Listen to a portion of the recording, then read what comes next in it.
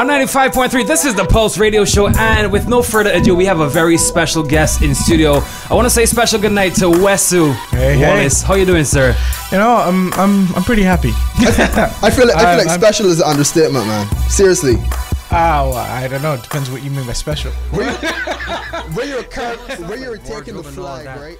Did you manage to get? Luckily, I had an extensive wardrobe. Fair enough. So, but on the show itself, they ask you to bring your own clothes, and then they kind of sift through what you have and see what they can put on. And I was like, fine, put this on. So they actually had a stylist for you to wear your own clothes. Yeah, to wear my own clothes. I'm like, that's kind of crazy. Yeah, but you must have you must have a certain mindset to say, well, let me leave here and go over there and take that chance, take that risk, and just there had to be something in you saying that that you're gonna get through.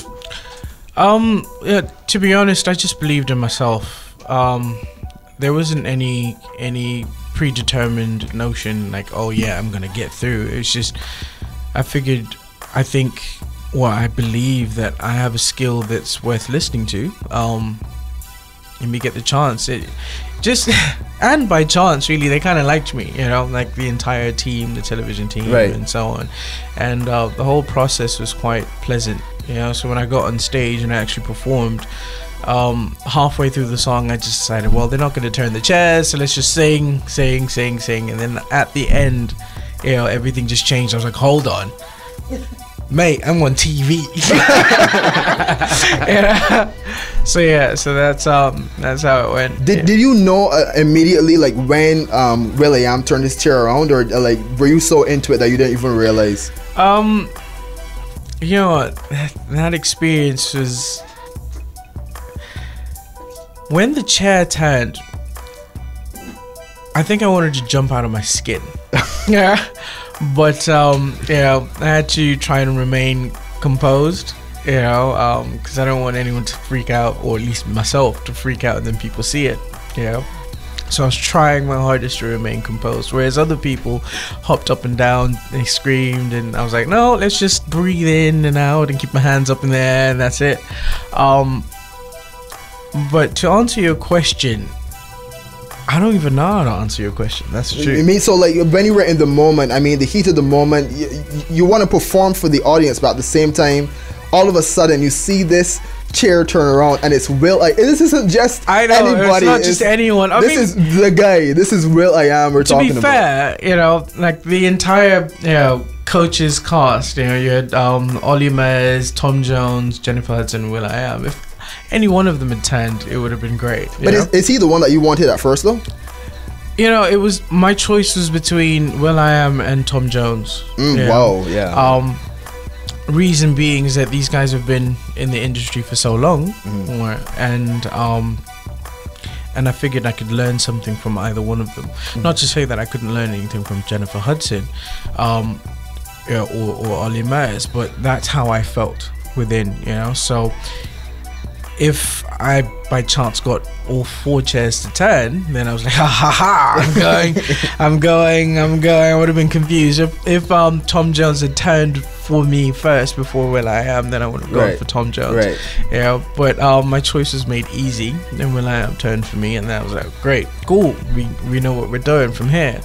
And the interaction, I mean, I'm sure everyone saw it. Yours is one of the unforgettable ones, because then you, which is great. But then you, for the first time, and let me say that I've been watching The Voice, for since it started, right? And this is the one in the US, and I've never seen it flip where the contestant puts the judge on the spot, and you basically got him to pull from his talents and do something.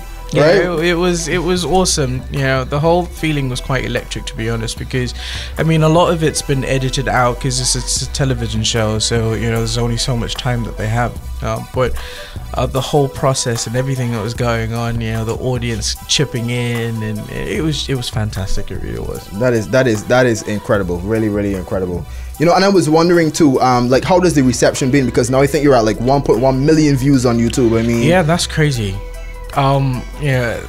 Knowing that I've reached over 1 million people has blown my mind. It's a humbling experience, because never before would I have known that I could reach that many people?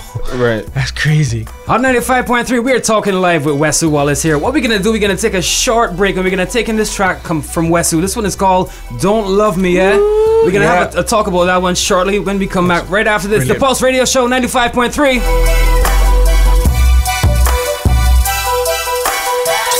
You're now listening to the hottest radio show on the planet. The Pulse Radio Show, baby. Believe that. Sound boy, mix that up a little bit, a little sweet, and make the people them get nice. No, no, no.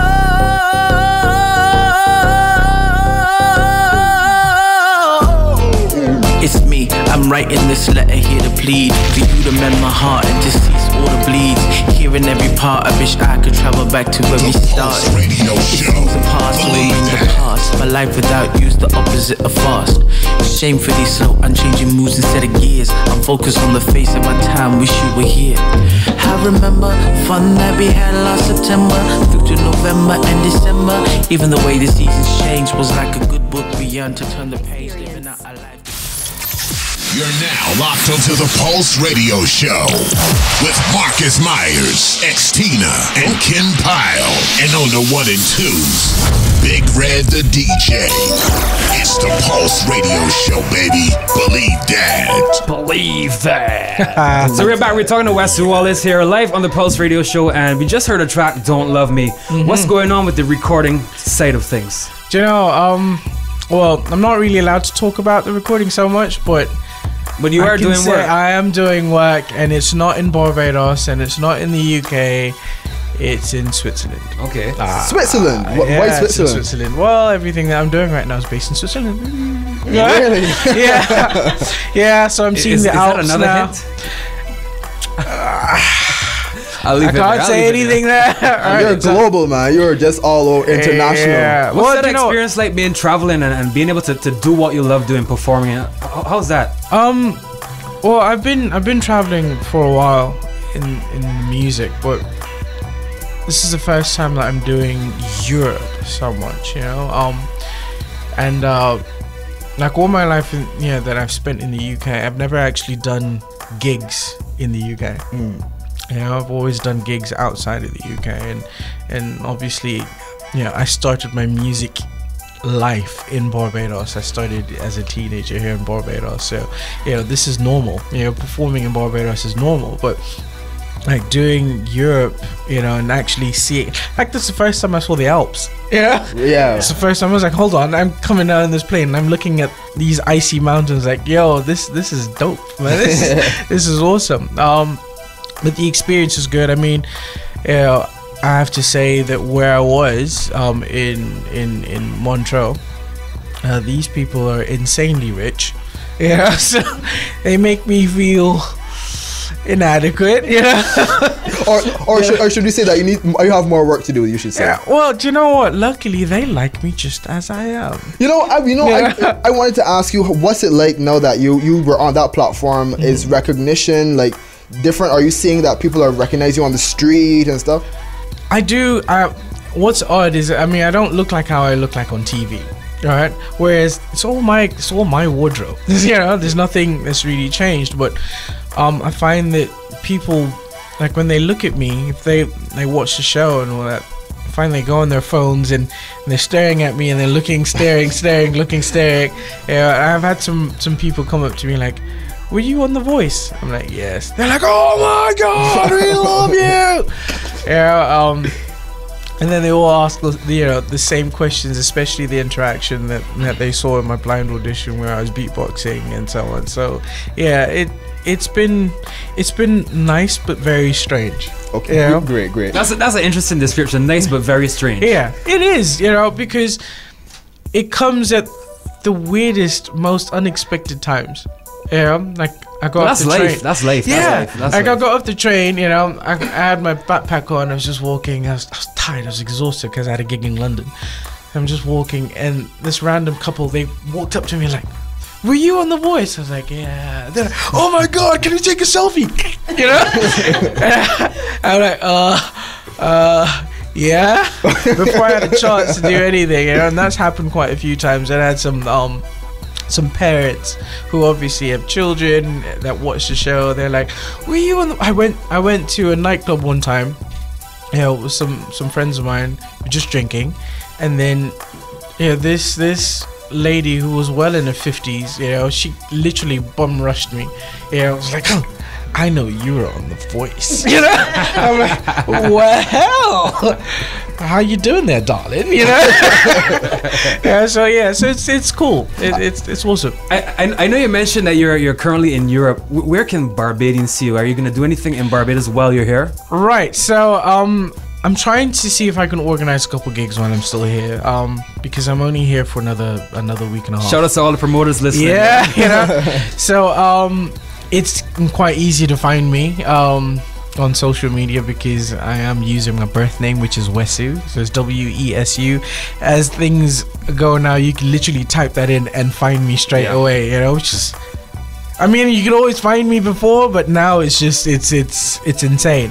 I had one more thing I want to ask you about The Voice. Now that you're no longer on The Voice, but do you still have connections from The Voice? Will.i.am on your speed dial? Maybe what's going on there? Are you still in contact with him? I am still in contact with Will.i.am. What they wouldn't have shown on television, and rightly so. I mean, I'm not in the UK right now, so it's okay. But he had given me his email address. Yeah. So when I got eliminated out of the show, he called me back, and, you know, on screen, and everyone in the audience, you know, he gave me the email address, and I showed it to the audience. The audience went mad. Yeah. Also, you're now the new member of the Black Eyed Peas. Is what you're saying? You know, I'm like right there. Yeah.